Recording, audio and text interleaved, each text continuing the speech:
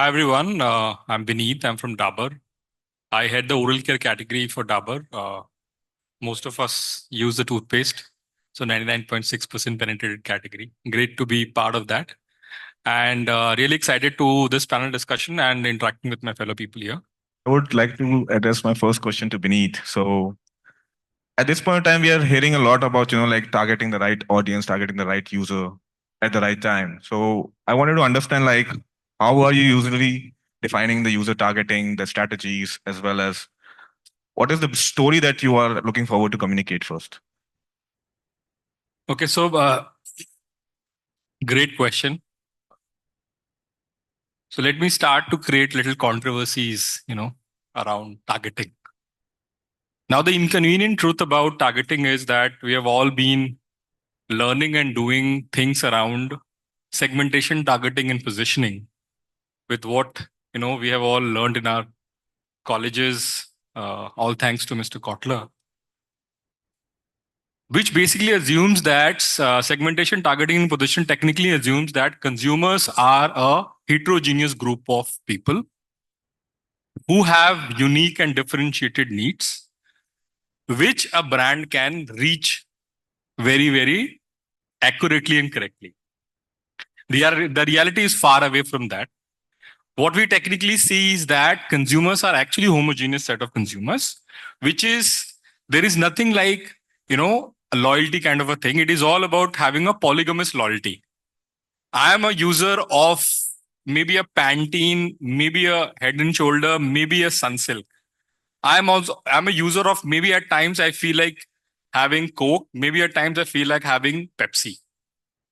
Hence, many a times our idea of finding that elusive segment might not be true, because when we actually go and look at household panel data about finding out which are the households which is consuming one product or the other, we find a huge overlap. So basically the evidence says that user profile rarely differ across consumers, and many a time the satisfaction scores are also very similar. So what does this mean for targeting is that in whatever way possible, it is always good to reach out to more and more consumers rather than focusing for that elusive consumers, because at the end of the day, segmentation, targeting, and positioning is actually anti-competition, and it does not happen like that. The second aspect which you spoke about, having the content strategy. Now many a times when we talk about brands, and of course as a marketeer we all do a lot of market research and try to understand that what does brand evoke, what does as a brand, what people think about the brand and things like that. However, the research says that it is not what brand evokes, it is about what evoke your brand. For example, right now we all are sitting here. Are we thinking of toothpaste? Are we thinking of cold drink? Are we thinking of biscuits? No. But yes, when I'm going in the morning and there is a need of brushing, I think of a toothpaste. When I'm going out and maybe I'm feeling thirsty about something, maybe I then think of a cold drink.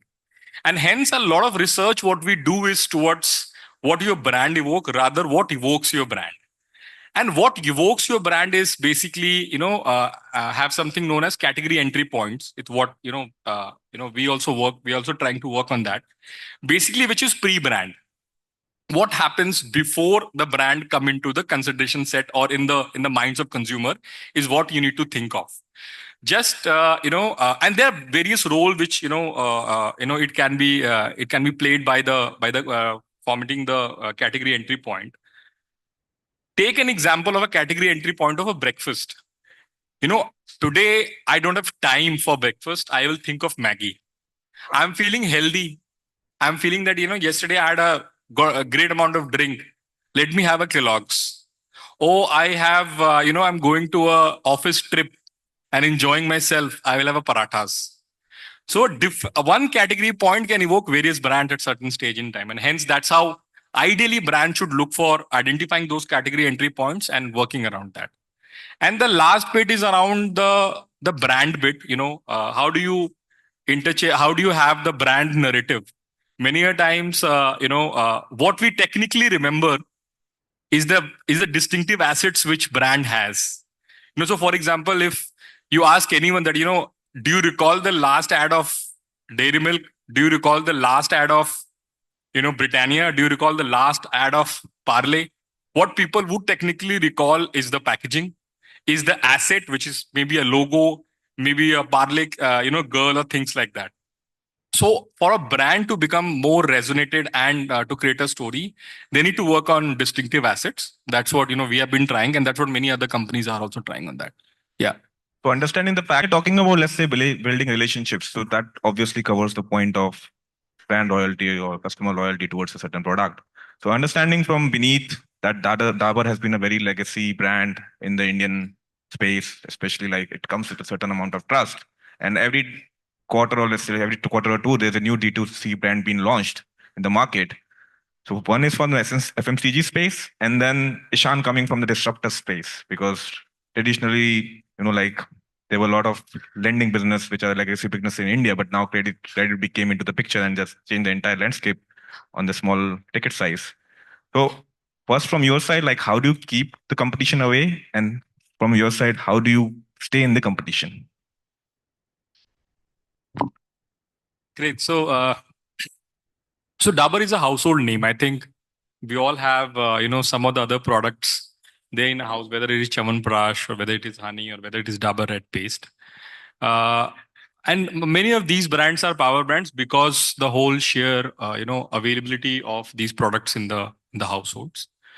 What we try to do, for these power brands is one, we try to work on the basic fundamentals, and the fundamentals is very simple, which is you please ensure the brand is easier to find and easier to mind.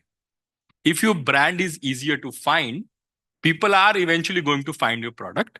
And if your brand is easier to mind, which is that at the point of decision making about picking up a product, if the brand comes to your mind, that is the time when people will decide. It's not that right now I'm thinking about something would have to do with anything if I'm not purchasing right now. So at the time of purchase, whether if it comes to your mind, and that's where the brands will be picked up.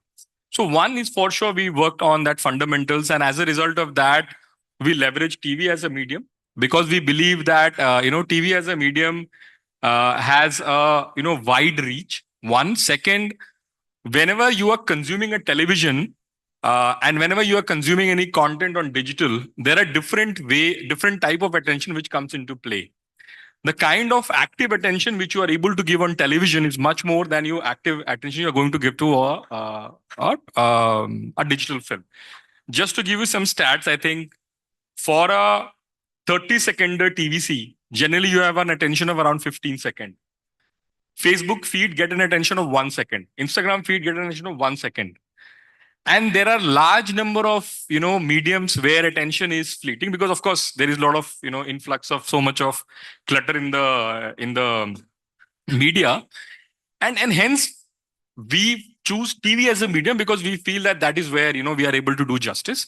The other data point is that the attention memory threshold is 2.5 seconds, which means for any memory to get created in your mind or get encoded in your mind, you need to see the content actively for 2.5 seconds. You would not believe there is a research which has been done by Amplified Intelligence, a great company which does this research in US. What they are saying is that 85% of the content what we are consuming is actually less than two seconds. And hence, for sure, we have to choose a medium in which we are able to create that thing, create that memory. The other aspect about the D2C part, of course, there are a lot of D2C companies which is coming and, which is making, inroads in various product categories. From the current product categories, we try to, have those propositions. Those propositions can be in the form of line extensions. Those propositions can also be in the form of reaching out to those consumers in the language, in the way they understand the product. So it is not these products are. So today, when I talk about Chyawanprash, it is not that the Chyawanprash is not relevant for a young consumer. Many a times it has to be understood or it has to be told in a way in which they're aware of the benefits. And hence to these new age consumers, one, we have, if there's an opportunity, we for sure do the line extensions and the new launches. And if not, on the core brand, we reach out to them in their own understanding. Fair enough. Yeah. Just summarizing our panel discussion at this point in time, just in one line from each one of you, how do you see your marketing strategy for 2024? Just in one line, please. So I think 2024, at least for my category and for the company going forward, we'd keep it very simple and very basic, which is we do whatever it makes to ensure that the brand is easier to find and easier to mind. Whether if it means that you are trying to, reach to more number of consumers, you are trying to create a content which resonates with the consumers in their language or in their understanding, or you represent these consumers whom you feel are also your audience would get impacted, or they feel involved in your communication and things like that. Fair enough. So very, very simple and very, very basic, which you want to keep it. Chris, from your side?